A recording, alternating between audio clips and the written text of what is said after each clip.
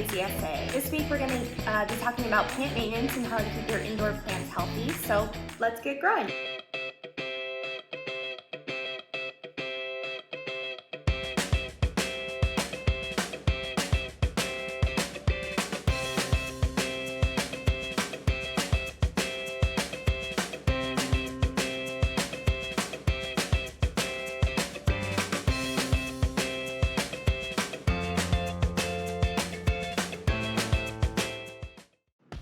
So when talking about maintaining indoor plants, there's a couple of things you can do to make sure your plants stay healthy. Today we're going to talk about how to add nutrients and how to check the pH and monitor the pH level of your water for hydroponic systems.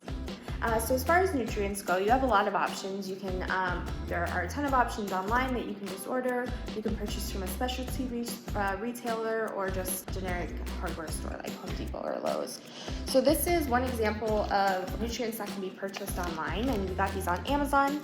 It is Jack's All-Purpose Nutrients, and these come in powdered form. So it's like a blue powder that you scoop based on, you take as much based on the amount of water in your system. I think this one is like a fifth of a scoop for every gallon. I don't like powder forms because sometimes they can cake around the outside, and then this tendency to cake causes these like pockets of nutrients, and so if your rock wool kind of soaks that up, then you can have some unwanted growth in your system. So I just have had bad experiences with getting that consistency right. Maybe that's just with my experience. I'm not saying that for everybody. So the ones that I like are these liquid nutrients, and so a lot of liquid nutrients will come in A and B or two different packets, and you'll have to add those to the water separately. These ones require equal amounts of both A and B, but you'll make sure that you read your specific brand because that can always change. We just have a little measuring cup, and we'll add A, add it in the water, mix it up, and then pour in B, add it in the water, and mix it up. And so it's as simple as that. And so we just do that every time we add new water to the system.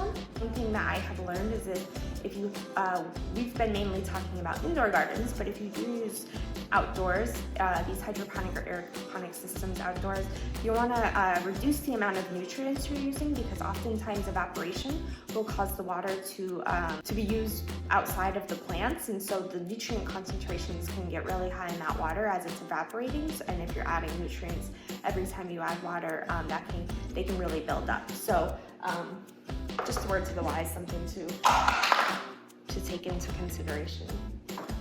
So now to talk about pH. So we are going to test the pH of our water, which is a pretty simple process.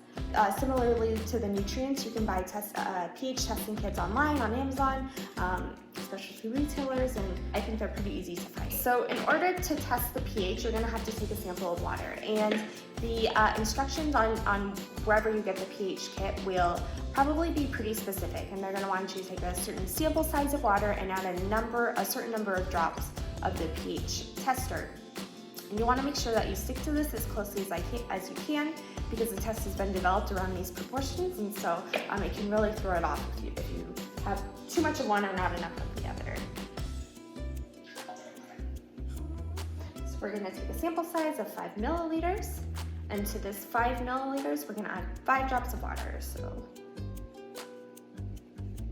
I'm sorry, not 5 drops of water, 5 drops of the pH test.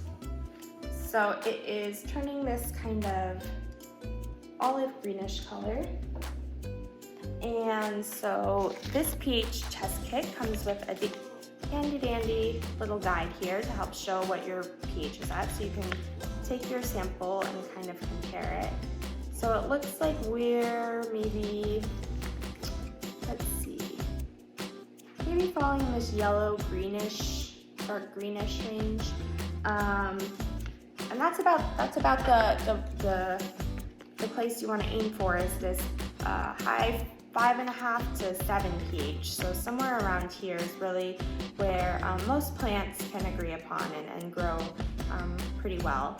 But again, if you're trying to grow something specific, oftentimes you'll want to just research that and make sure. I know some plants can have some pretty crazy specifications, so just make sure to check that if you're ever uncertain. That can be easily found online. So I hope hope that this was helpful today in how to add nutrients and check the pH of your water to make sure plants are grown healthy. Thanks for watching DIY with AZSA.